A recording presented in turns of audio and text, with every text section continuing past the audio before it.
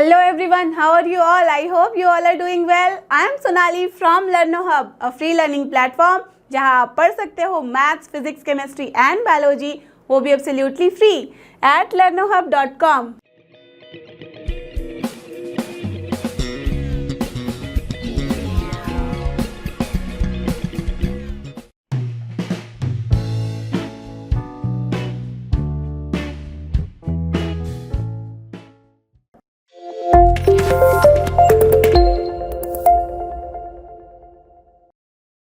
Now our next question is let's see what we have to do in this.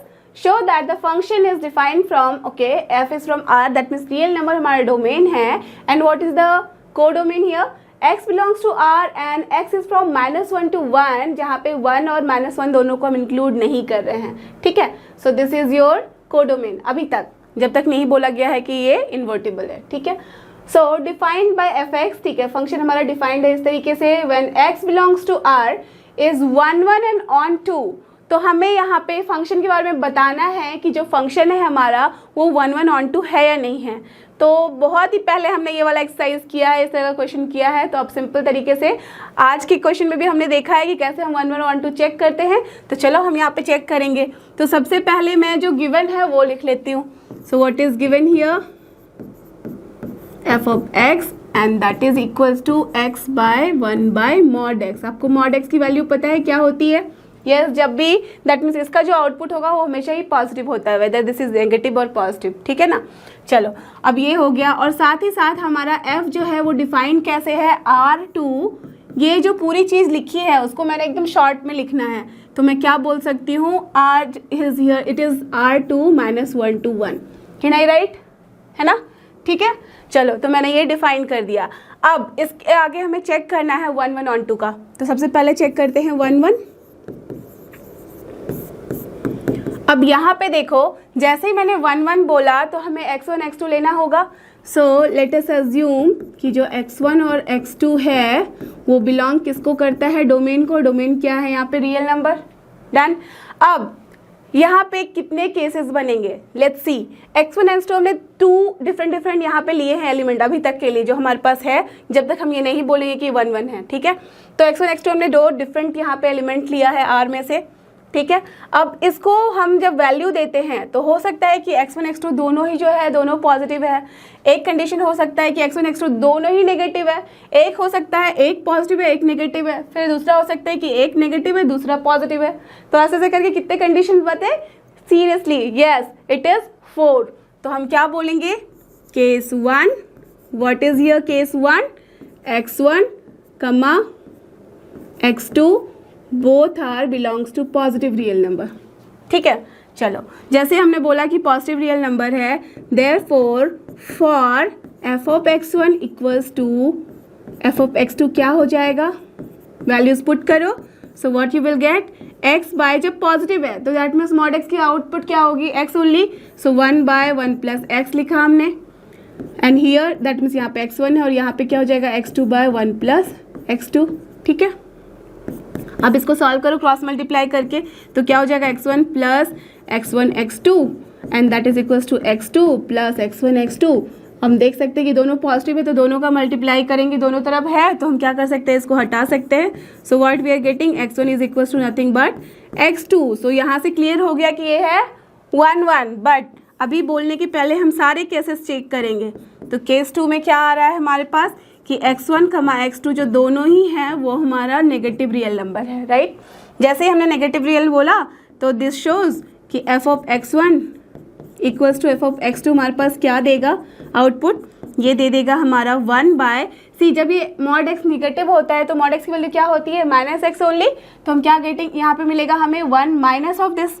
So 1 minus of x1 and that will be here equals to, here it is x1 and here it is x2 by 1 minus of x2. again इसको cross multiply करो. what you will get?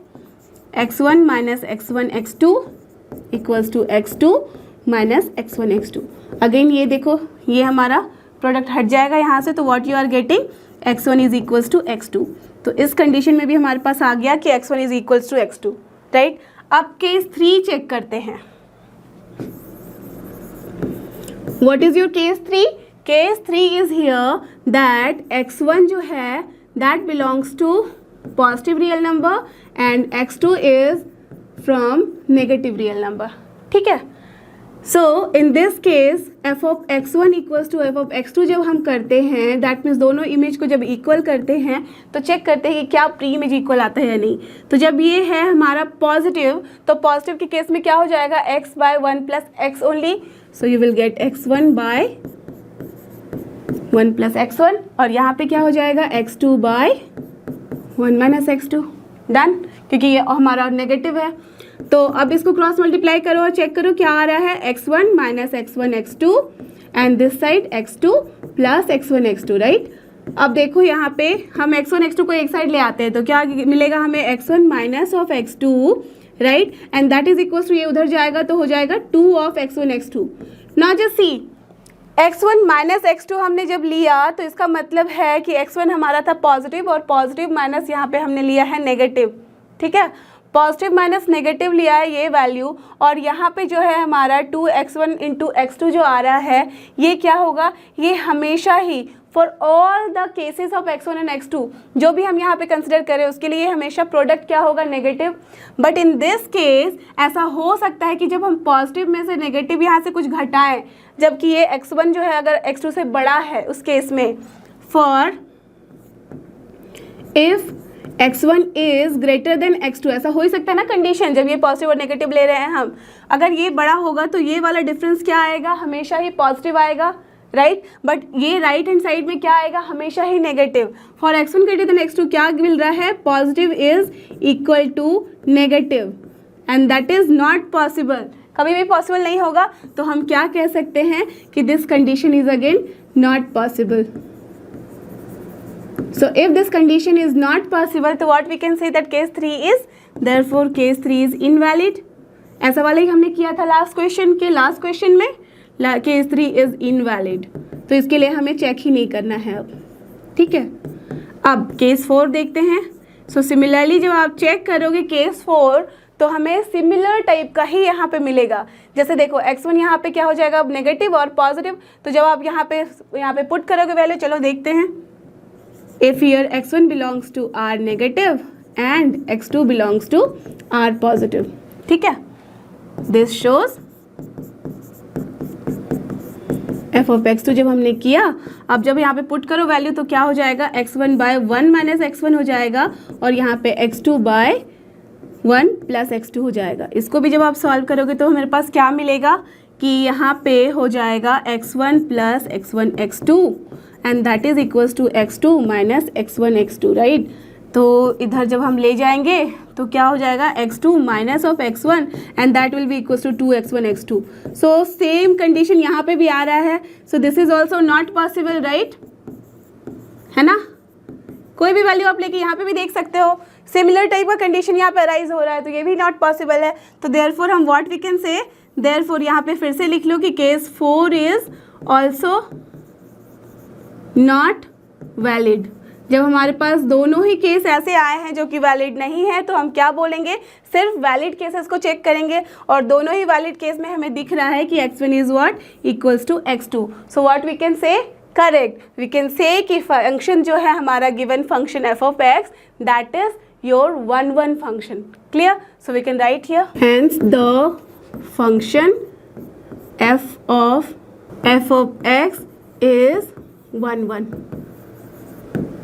अच्छे से समझ गए हो आप कि कैसे हमारा 1 आ रहा है. राइट. सारे केसेस में हमने चेक कर लिया कि क्या हो रहा है. 2 इनवैलिड था तो उसको छोड़ देंगे. 2 वैलिड केसेस में हमारे पास क्या आ रहा था, जब हम f of x1 equals to f of x2 कर रहे हैं, दैट मीन्स इमेज को जब हम इक्वल कर रहे हैं तो उन दोनों ही इमेज के लिए हमारे पास जो प्री इमेज है वो भी इक्वल है. तो दैट मीन्स ये 1 है. क्लियर. अब हमें चेक करना है ऑन टू के बारे में. आप सबको पता है फॉर ऑन टू हम क्या करते थे, correct, y equals to f of x लेते थे. तो लेट अस अज्यूम कि क्या है हमारे पास, y is equal to f of x. Correct. अब देखो यहाँ पे भी जब हमने लिया y equals to f of x तो 2 कंडीशंस बनेंगे यहाँ पे भी, जब x नेगेटिव होगा x पॉजिटिव होगा. तो चलो यहाँ पे ले लेते हैं when x is positive.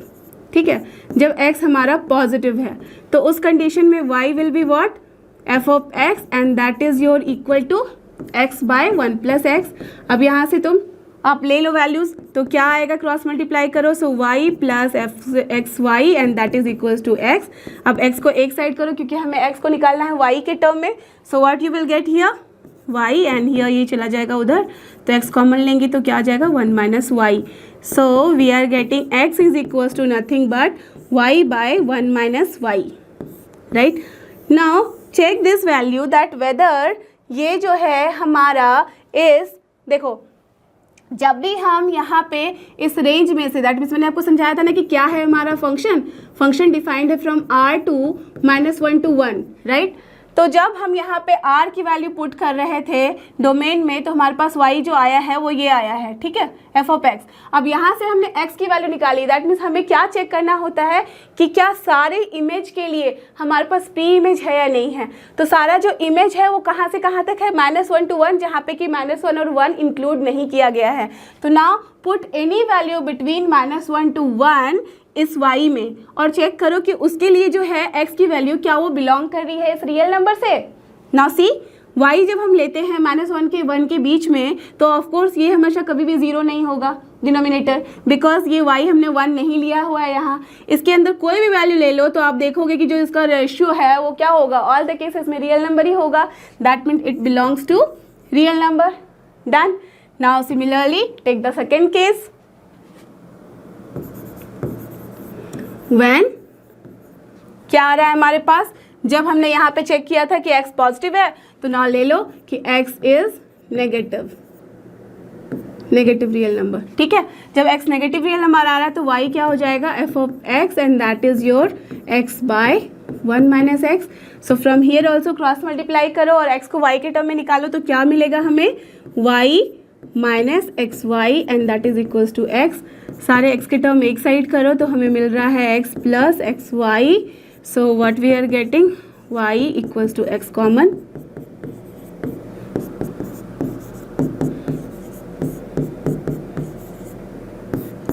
Now put the value here also, y जब हम -1 से 1 के बीच में लेंगे तो यहाँ पे कोई भी वैल्यू आप पुट कर दो, 1/2 माइनस कुछ भी ले लो। यहाँ पे हम लोग 1/2 आराम से ले सकते हैं, 0 भी ले सकते हैं। तो देखो 0 ही ले लिया हमने, तो 0 लिया तो 0 बाय यहाँ पे 1 + 0 इज व्हाट 0 ओनली, और 0 जो है वो बिलोंग करता है कि नहीं, रियल नंबर को करता है। So what we can say that this also belongs to real number. तो from this and this what we can say, this shows from case 1 and case 2 for all y belongs to -1 to 1, जो range है उसी में से check करते हैं codomain में से। तो दैट मीन्स कोडोमेन में जितनी भी वैल्यू है उन सब के लिए there exist x belongs to real number, because यहाँ पे नेगेटिव रियल नंबर था, यहाँ पॉजिटिव रियल नंबर था। दैट मीन्स दोनों को जब कंबाइन करोगे तो ऑल रियल नंबर होगा। That means for all y belongs to the given codomain we have some preimage in the given domain. That means जो ये हमारा कोडोमेन है is nothing but your range. So जैसे ये लिखते हैं, therefore what we can say, the function, क्या function है, f of x is onto, right. तो फंक्शन हमारा हो गया 1 1 as well as onto. Understood. So this was your solution of this type of question. Now let's move to the next question. And now our next question is, let's see what we have to do in this. Show that the function f defined from R to R given by fx equals to x cube is injective. आप सबको पता है injective means 1 1, और हमने ये question already कर रखा है कि जब x क्यूब आप ड्रॉ करोगे ग्राफ में या फिर जब इसकी मैपिंग भी लोगे तो ऑल रियल नंबर के लिए क्या होता है, ये 1 1 ही होता है, राइट। तो बस उसी को शो करना है। तो चलो यहाँ बिना ग्राफ के, क्योंकि शो करने के लिए लिखा हुआ है, तो चलो थोड़ा सा डिस्क्रिप्टिव बनाते हैं इसको। So what is given here, it is given that f of x is equal to x cube, ठीक है, and f is defined from R to R, ठीक है, ये गिवन है। अब आपको पता है कि जब हम 1 1 चेक करते हैं, दैट मीन इंजेक्टिविटी चेक करते हैं, तो हम क्या करते हैं, दो वैल्यूज लेते हैं। So now let us assume that x1 and x2 both are in your real number, that belongs to real number. Therefore for f of x1 equals to f of x2, what you will get? You will get as, put the value here, so it will be x1 cube equals to x2 cube, right?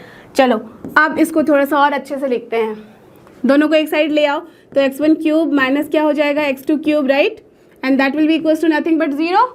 Now ये क्या है, किस form में है, a cube minus b cube के form में है ना, तो क्या मैं इसको यहाँ पे एक्सपैंड नहीं कर सकती? आपको पता है formula a cube minus b cube क्या होता था, a minus b into a square plus a b plus b square, correct. So just write down here, यहाँ पे x1 माइनस x2 हो जाएगा multiplied by x1 square plus x1 into x2 plus x2 square, ठीक है, यही हमारा formula है, and that will be equals to 0। Done. Now tell me, ये जो वैल्यू है पूरी की पूरी वैल्यू, जब ये रियल नंबर से बिलोंग करता है तो ये क्या हमारा पॉजिटिव नहीं है, ये टोटल टर्म पॉजिटिव ही है, राइट। जब ये टोटल टर्म पॉजिटिव है तो हम क्या बोल सकते हैं, दिस शोज कि जो ये है ये प्रोडक्ट 0 के इक्वल नहीं होगा, क्या होगा, ये वाला टर्म हमारा 0 के इक्वल होगा। So this shows x1 minus x2 is equal to 0 and this shows x1 is equal to x2।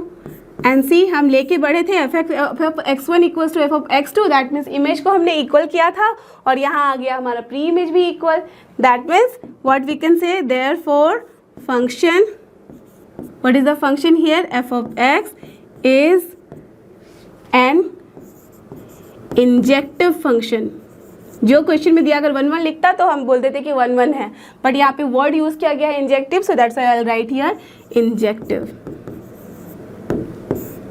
Clear? So we are done with this question. So now let's move to the next one. And today's, let's see what we have to do here. Given a non-empty set X, ठीक है, consider P of X, ये power set है, which is the set of all subset। देखो power set का मतलब ही वही होता है, right? Okay. Now define the relation R in Px as follows। कैसे define है हमारे पास relation R for subset A B in R, A R B if and only if A is a subset of B। That means here what we have given as R is equals to what we can write here A comma B, और कब लिख सकते हैं A comma B, such that A is subset of B। ये इतनी बड़ी line को हमने बस मैथमेटिकल कंडीशन में टर्म्स में ऐसे दिखा दिया, and this is correct, right. So हमारे पास गिवन जो है आर रिलेशन इस तरह से गिवन है, ओके। अब हमें दिखाना है कि क्या आर जो है वो इक्विवेलेंस रिलेशन है, किसके लिए, जहाँ पे जो ए और बी है वो सबसेट है पी ऑफ एक्स का, ठीक है। इसके लिए हमें दिखाना है आर इक्विवेलेंस रिलेशन है या नहीं है। तो आर में हमारे पास ए बी है, ठीक है। अब देखो जब हम इक्विवेलेंस रिलेशन की बात करते हैं तो आप सबको पता है हमें क्या चेक करना होता है, correct, reflexivity, symmetricity and transitivity को हमें चेक करना होता है। अगर ये तीनों है तो हम बोलते हैं वो रिलेशन जो है वो इक्विवेलेंस रिलेशन है। सो let's check with the reflexivity first. आपको पता है रिफ्लेक्सिविटी के लिए क्या होता है, a comma a should be in the relation. So as we know that any set is always the subset of itself, है ना, अपना तो सबसेट होता ही है of itself, therefore A we can write A is a subset of A। this shows that A comma A belongs to the relation R, or you can say or A is related to A, जैसे यहाँ पे लिखा हुआ है। ये भी एक तरीका होता है लिखने का, कुछ भी आप लिखो जिसमें आप कंफर्टेबल हो, राइट। तो ये लिख लिया, जैसे ही हमने ये लिखा this shows what, the R relation R is reflexive. तो चलो हमने यहाँ पे रिफ्लेक्सिव प्रूव कर दिया, राइट। अब चलते हैं हम सिमेट्रिसिटी की तरफ। सिमेट्रिसिटी के लिए हमें क्या चेक करना होता था, ए कमा बी अगर रिलेशन में है तो b comma a should also be in the relation. For a comma b belongs to R, this shows, क्या मतलब है इसका कि ए जो है सबसेट है बी का, यही है हमारे कंडीशन में। तो जब ए सबसेट है बी का तो ऑफ कोर्स हम नहीं कह सकते हैं कि B is a subset of A, that means B यहाँ पे सुपर सेट है ए का, और ये तभी सबसेट होता है जब ए इक्वल्स टू बी होता है, बट हमारे पास ऐसा तो कुछ है नहीं, राइट। दैट मीन्स ये दोनों क्या है, सबसेट है पी एक्स के, और नहीं बोला गया है कि इक्वल है। जब तक हमारे पास नहीं बोला गया है कि इक्वल है तो हम बोल सकते हैं कि B is not a subset of A. This shows B comma A does not belong to relation R, that means it is not here. Belong to relation R. जैसे ही हमने बोला कि does not belong to relation R, तो इसका क्या मतलब हो गया, this shows that R is not symmetric. अब देखो, जैसे ही हमने बोल दिया कि इट इज़ नॉट सिमेट्रिक, हमारी कहानी यहीं पे ख़त्म होती है। हम बोल सकते हैं कि it is not equivalence relation. But आप जो कि स्टूडेंट हो और आपको समझ में आना चाहिए कि क्या क्या करना है हमें। So let's check the transitivity also, ठीक है। सो नाउ ट्रांजिटिविटी चेक करते हैं। तो ट्रांजिटिविटी के लिए क्या करते थे, अगर ए बी है बी सी है तो ए सी भी होना चाहिए। So let us assume if, और you can say for f of for a comma b belongs to relation R and b comma c belongs to relation R, what we have a is a subset of b and b is a subset of c। यही है definition. जैसे ये subset होता है तो what we can say, a is a subset of b and b is a subset of c, तो obviously a is a subset of c। So from here what we can say that a and c both belongs to relation R। तो जैसे ये होता है तो हम क्या बोल सकते हैं, therefore R is transitive,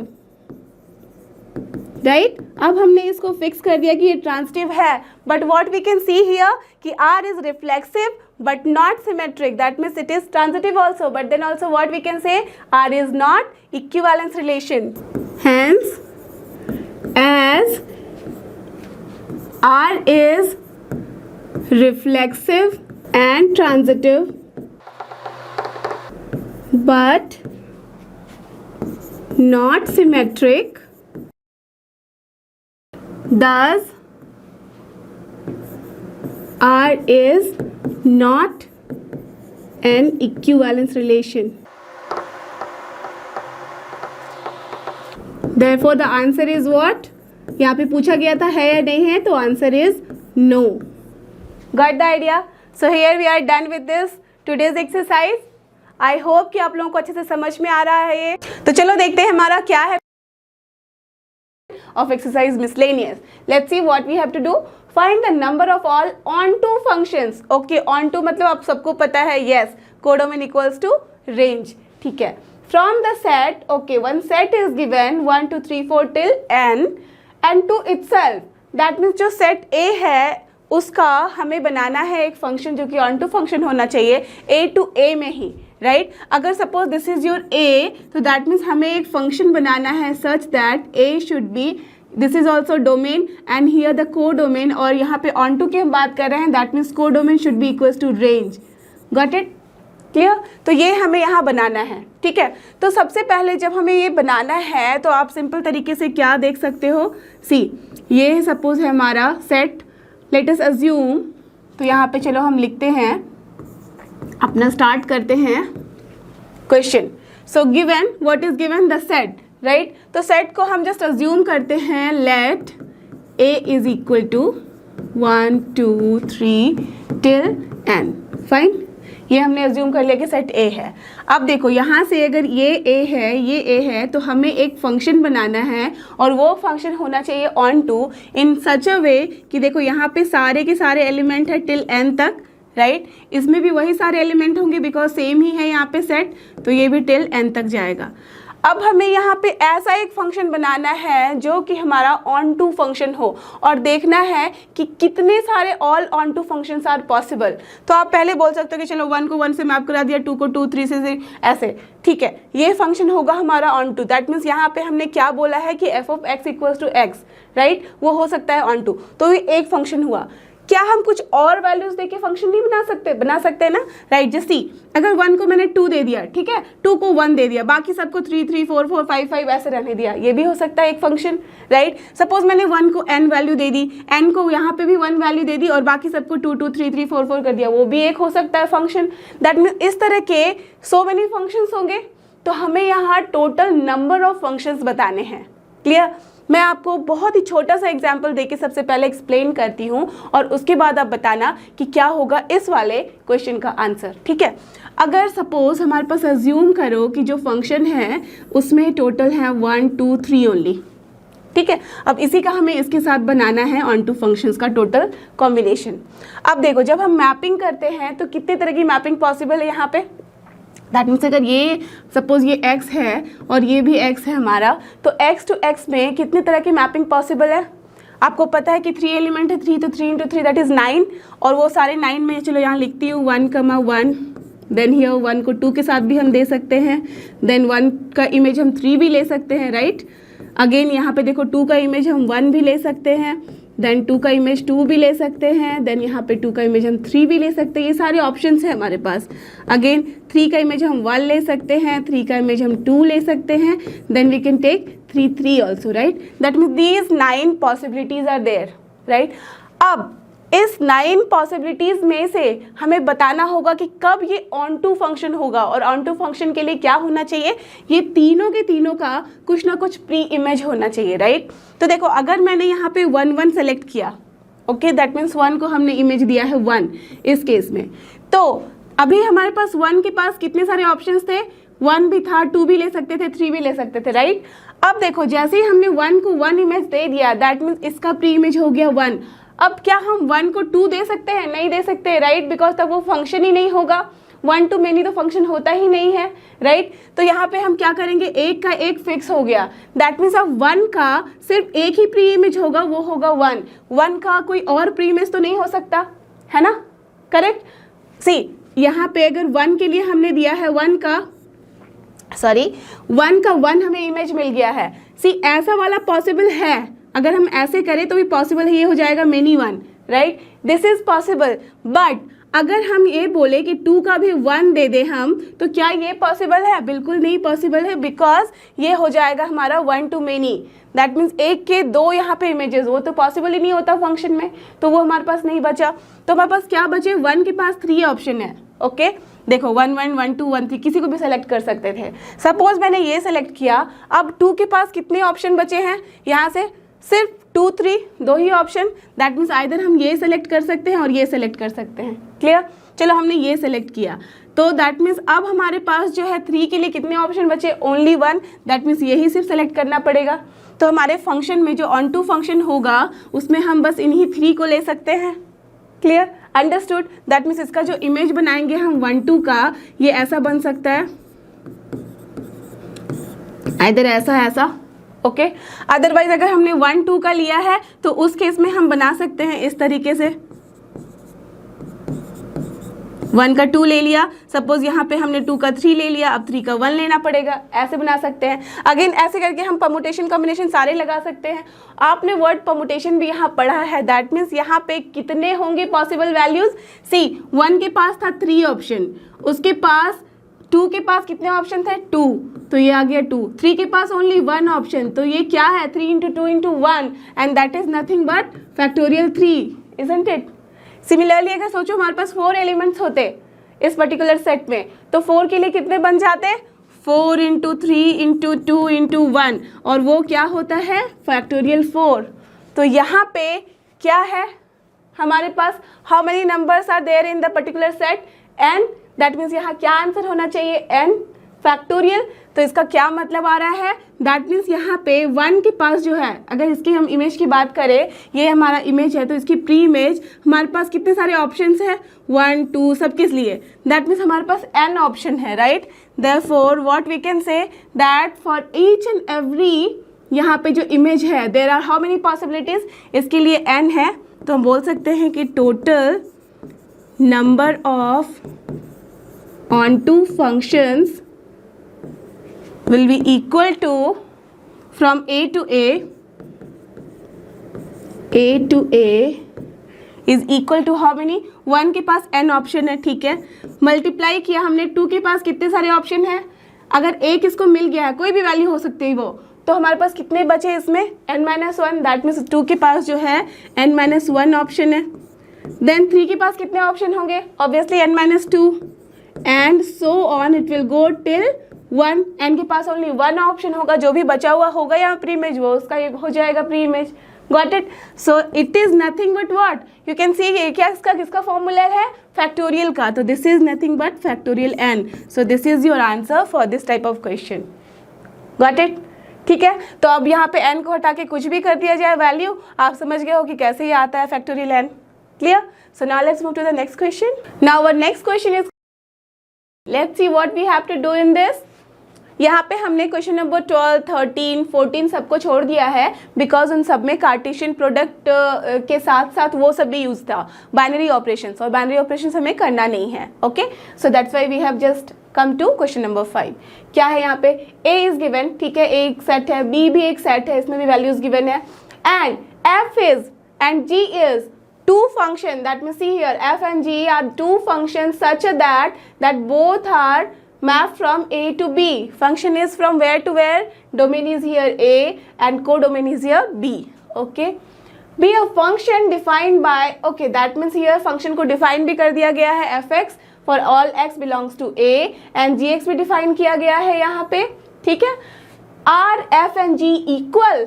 justify your answer. So simple question, देखने में लग रहा था कि बड़ा ही भयानक सा क्वेश्चन है, ऐसे ऐसे टर्म्स गिवन है ना। आप सारे बच्चों को मैंने देखा है कि क्या होता है ना, क्वेश्चन देख लिए, बड़ा दिखा, ऐसे ऐसे टर्म्स कुछ आ गए बॉक्स वाले या फिर मॉड वाले और कुछ इस तरह के, तो आप बोलते हो क्वेश्चन टफ है। बिना पढ़े, अगर आप क्वेश्चन को सिर्फ पढ़ने के लिए पढ़ोगे तो it will be always tough. अगर आप सोल्यूशन के साथ पढ़ोगे, एक एक लाइन पढ़ के समझते जाओगे तो it will never be tough for you. Okay, see बहुत ही ईजी, बस हमें चेक करना है कि f एंड g जो है वो इक्वल है या नहीं। आप मुझे बताओ कोई भी फंक्शन इक्वल कब होता है? जब उसकी सारी वैल्यूज जो गिवन डोमेन होती है उसके लिए उसकी वैल्यू सेम आती है। दैट मीन्स सारे इनपुट के लिए अगर आउटपुट सेम आता है तो हम क्या बोलते हैं कि yes the both functions are equal. Just एक एग्जांपल ले लो, किसी को घर में फीवर आया है, ठीक है, अब हमें चेक करना है टेम्परेचर।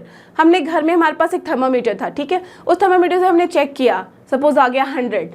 ओके, अब कि जब हम हॉस्पिटल गए वहाँ पे भी उनके पास थर्मामीटर है, अगर उसी एग्जैक्ट टाइम पे अगर हम चेक करते हैं, ऐसे तो ऊपर नीचे हो जाता है ना टेम्परेचर, अगर उसी समय गए हम और किसी और के घर से या तो लेके आए या तो हॉस्पिटल में गए तो वहाँ पे चेक किया, दूसरा थर्मामीटर है, ठीक है, उस थर्मामीटर से जब हमने चेक किया तो ऑब्वियसली टेम्परेचर सेम आ रहा है, तो हम क्या बोल सकते हैं, दोनों टेम्परेचर इक्विवेलेंट है ना, इक्वल है। दैट मीन्स टेम्परेचर जो मेजर करने का यहाँ पे था जरिया, वो क्या था, वो थर्मामीटर। तो दैट मीन्स थर्मामीटर यहाँ पे फंक्शन है, दोनों इक्वल फंक्शन है, दोनों का काम सेम है, इजंट इट। तो इसी तरह से यहाँ पे एफ एंड जी दो अलग अलग नाम है, दो अलग अलग फंक्शन है, बट दोनों तभी इक्वल होंगे जब सारे इनपुट के लिए हमारे पास, दैट मीन्स ये अगर एफ है और ये हमारे पास जी है, अगर यहाँ पे हम इनपुट कुछ दे रहे हैं और सेम आउटपुट अगर यहाँ मिल रहा है और यहाँ पे भी अगर हम सेम इनपुट दे रहे हैं और आउटपुट अगर दोनों ही इक्वल है, दोनों ही सेम आ रहा है, तो हम क्या बोलते हैं, ये फंक्शन जो है g and f both are equal function. ठीक है ना।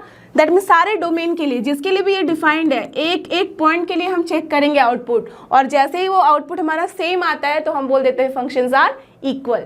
तो यहाँ पे कितने एलिमेंट है इनपुट में, दैट मीन्स डोमेन में 1 2 3 4, so we have to check for all these 4। Clear, understood. तो चलो स्टार्ट करते हैं। सो सबसे पहले हम क्या करते हैं, what is given that we have to write. क्या गिवन है हमारे पास, यहाँ पे जो फंक्शन है f is defined from a to b and g is also defined from a to b, correct। अब यहाँ पे a क्या गिवन है, a is defined as, बताओ मुझे, -1 0 1 and 2, correct। now what is given as b, b is given as -4 -2 0 and 2, correct। ठीक है, अब हमें यहाँ पे कुछ मैपिंग नहीं, अगर मैपिंग दी होती तो हम डायरेक्टली मैपिंग देख के बता देते क्या आउटपुट है, राइट। तो ये आउटपुट में है, ये हमें पता है, बट दैट मीन्स ये कोडोमेन है, इससे बाहर हमारा आंसर नहीं होगा, ये तो हमें क्लियर हो गया है। बट यहाँ पे क्या वैल्यू -1 के लिए आएगी ये हमें नहीं पता है, वो कहाँ से पता चलेगा, from the given function. Okay, so what is given here, f of x is given as x² - x, ठीक है। और gx इतना गिवन है हमारे पास, gx is given as 2 × mod of x - 1/2 and then -1, okay, for all x belongs to a, correct. तो ये हमारे पास गिवन कंडीशंस है, बहुत सारी चीज़ें दे दी गई हैं, आपको बस थोड़ा सा काम करना है। सो now let us find for f of x की वैल्यू, पहले हम क्या ले लें, -1, ठीक है। f ऑफ -1 क्या आता है, f ऑफ -1 इज व्हाट, -1 का स्क्वायर, तो क्या हो जाएगा, इट इज -1 का स्क्वायर -(-1), जहाँ पे x है वो सेम वैल्यू रख देनी होती है. So what you are getting, that mean this is 1 and here -(-+1), so you are getting 2. Clear? चलो f ऑफ -1 हमें मिल गया है 2. Now we have to check what g of -1 also. अब g ऑफ -1 क्या आ रहा है, put the value there. So 2, now x की जगह पे लिख दो -1 (-1/2). सी -1/2, ना हियर -1. तो ये क्या हो जाएगा, -1 है और -1/2 है, तो दिस इज -3/2 ओनली, है ना. एक और आधा क्या होता है 3/2. सो इट इज़ 2 इंटू, अब माइनस है, जब बाहर निकलेगा तो क्या हो जाएगा प्लस. सो 3/2 -1, ये कट गया, 3 - 1 कितना आ रहा 2. So see this is also 2 and this is also 2, both are equal, right. चलो ये हमारा एक पॉइंट के लिए हमने चेक किया. अब हम चेक करेंगे दूसरे पॉइंट के लिए, क्या है वो 0. Okay, tell me what is your f of 0. 0 square -0, यहाँ से भी देख लो तो क्या हो रहा है 0 square -0, so nothing but 0 only, correct. Now you have to find g of 0. g of 0 क्या हो जाएगा, 2 किया यहाँ पे हमने 0 -1/2 लिखा और -1, so it is what, it is coming as half है, हाफ कट जाएगा, यहाँ पे माइनस खत्म हो जाएगा ये, तो ये 1 - 1 that is also 0, isn't it. So here also we can see that both are equal, correct. अब देखते हैं हम क्या होगा हमारा नेक्स्ट पॉइंट. नेक्स्ट पॉइंट क्या है 1. So put the value here 1, तो क्या होगा ये 1 square -1 and this is also what 0. Done.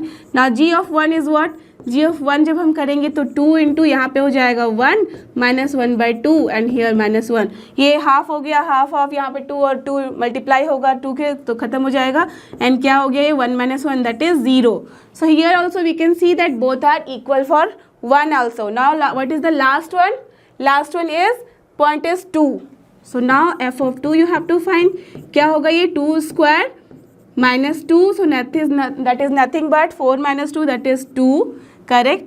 Now g of 2 क्या है हमारे पास, g of 2 is coming as here 2 into यहाँ पे 2 रख दो तो 2, now here 2 -1/2 -1. अब देखो ये क्या होता है, ये यहाँ पे 2 -1/2 3/2 और 3/2 को जब मल्टीप्लाई करोगे 2 से तो 3 हो गया, 3 - 1 is again 2. So here also we can see that both are equal, isn't it. जैसे ही ये हमारे पास आ गया, हमारा काम हो गया खत्म. अब हम बस स्टेटमेंट देंगे, और क्या स्टेटमेंट है, जैसी this shows for all values of x belongs to a, isn't it. x की सारी वैल्यूज कहाँ से हमने ली है, a से, -1 0 1 2 -1 0 1 2. For all values of x belongs to a, f of x is equals to f g of x, right. f of x is equals to g of x. जैसे ही ये आता है हमारे पास f of x equals to g of x for all values of x belongs to a, then what we can say, therefore the functions f and g are equal, right. We have done this. Understood. जो given होता है उसी को आप देखो कि ज़्यादा बड़ा ना समझ के उसकी जस्ट मीनिंग समझना स्टार्ट करो. अब देखोगे कि अपने आप आपके पास सोल्यूशन आ जाता है, right. So now let's move to the next question and our next question is, let's see what we have to do in this. This is, you can see options are there, that means objective type question, isn't it. देखते हैं क्या करना है. A given है 1 2 3, then number of relations containing 1 2 and 1 3 which are reflexive and symmetric. Reflexive है, symmetric है, but transitive नहीं है. दैट मीन्स इस तरह का हमें बनाना है एक रिलेशन, नॉट एक रिलेशन, जितने भी नंबर ऑफ रिलेशन ऐसे पॉसिबल हैं, और फिर हमें बताना है क्या ऐसे रिलेशन 1 होंगे 2 होंगे 3 होंगे या 4 होंगे. ठीक है, तो बिना कुछ सोचे समझे पहले हमें जो गिवन है वो हम लिख लेते हैं. ठीक है, इसमें एक्चुअली लिखना नहीं, आप रफ में करो बिकॉज ये ऑब्जेक्टिव टाइप क्वेश्चन है. ठीक है, बट फिर भी आप क्या लिखोगे वो तो समझ में आना चाहिए. क्या गिवन है हमारे पास 1 2 3 है. ठीक है, ये अब हमारे पास जो रिलेशन है, रिलेशन में 1 2 और 1 3 तो होना ही चाहिए. दैट मीन्स ऐसा एक रिलेशन है जिसमें 1 2 और 1 3 है. ठीक है, ये हमारे पास गिवन है, ये दो टर्म्स होने चाहिए. तो अब हमें नंबर ऑफ रिलेशन बनाने हैं ऐसे. देखो ये रिलेशन है ना, ऐसे तो हम डिफाइन कर ही सकते हैं, भले ही वो रिफ्लेक्सिव हो, सिमेट्रिक हो या नहीं हो, दैट डजंट मैटर यहाँ पे टिल हियर.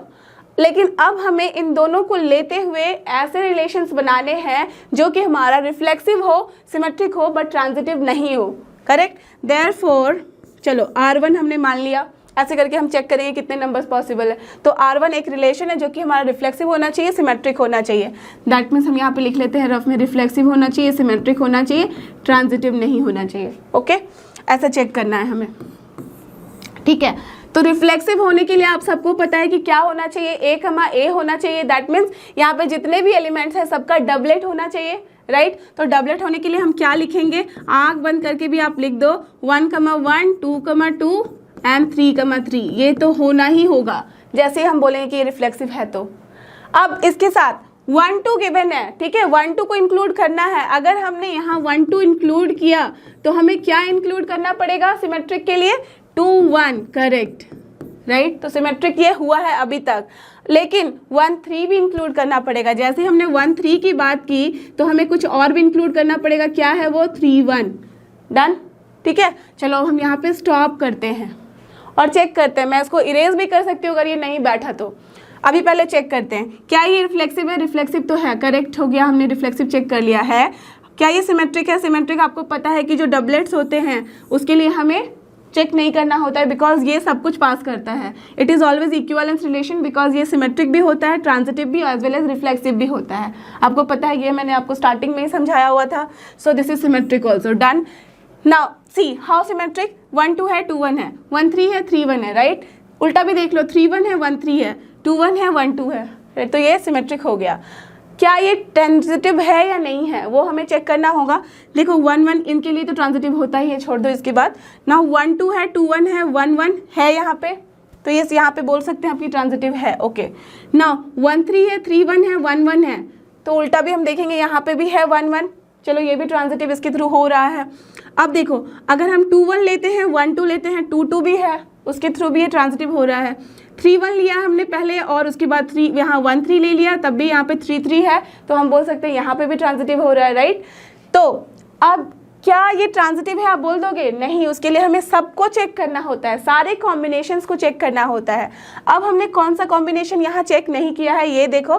देखो अगर हम यहाँ चेक कर रहे हैं 3, 1 को, अगर ये मान लो हमारा ए बी है तो ए बी इज देयर, 1 से स्टार्ट होता हुआ 1, 2 भी तो है यहाँ पे, तो ए बी हो गया, ये बी सी हो गया। दैट मीन्स 3, 1 है, 1, 2 है, बट 3, 2 तो है ही नहीं हमारे पास ना।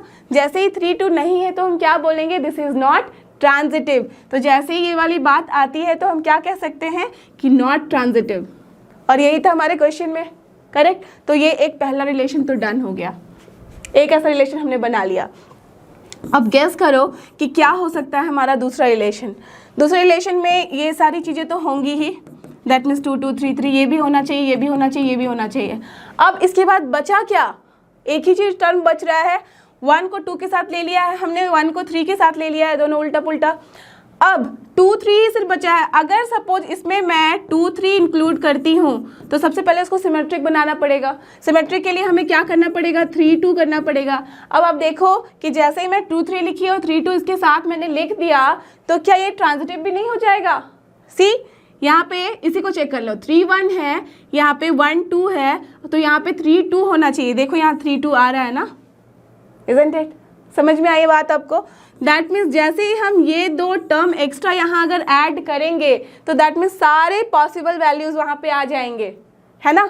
देख सकते हो यहाँ पे 1, 2, 3, 4, 5, 6, 7 टर्म्स हैं। 2 इंक्लूड करेंगे तो 9, और 9 ही तो होते हैं टोटल 3 के लिए पॉसिबल सारे के सारे टर्म्स।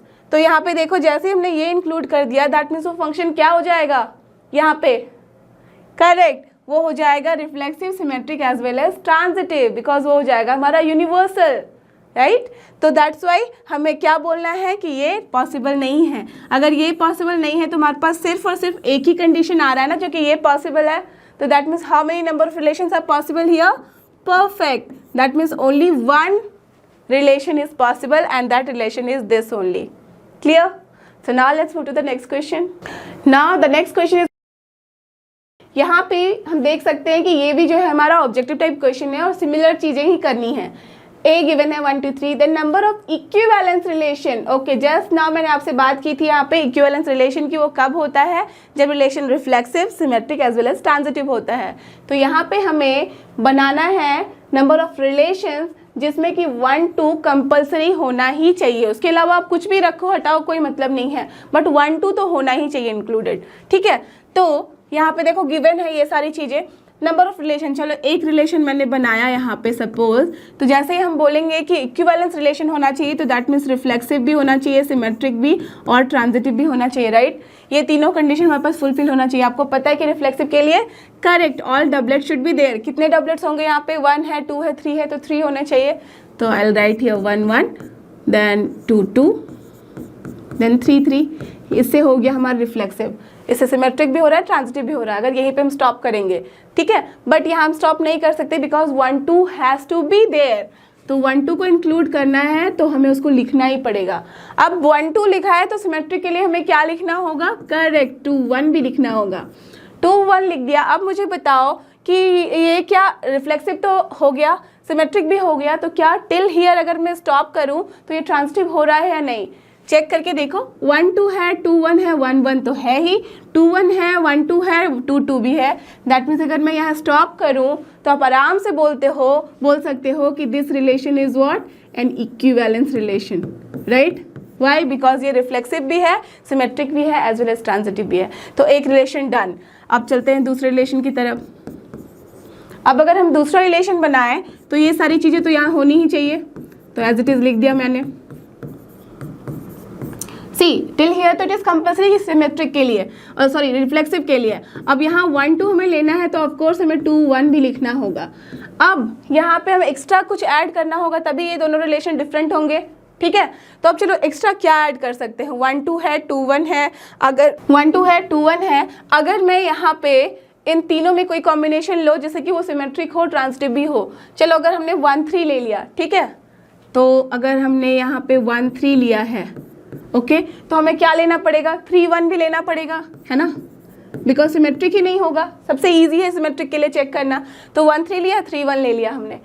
लेकिन देखो अगर मैं यहाँ पे स्टॉप कर जाती हूँ तो ये जो रिलेशन है वो ट्रांजिटिव नहीं हो रहा है। आपने पिछले वाले क्वेश्चन में भी चेक किया था, अगर we have stopped here then it is not transitive. तो ट्रांजिटिव के लिए हमें क्या टर्म यूज करना पड़ेगा, इस दोनों को आप मैच करके देख लो।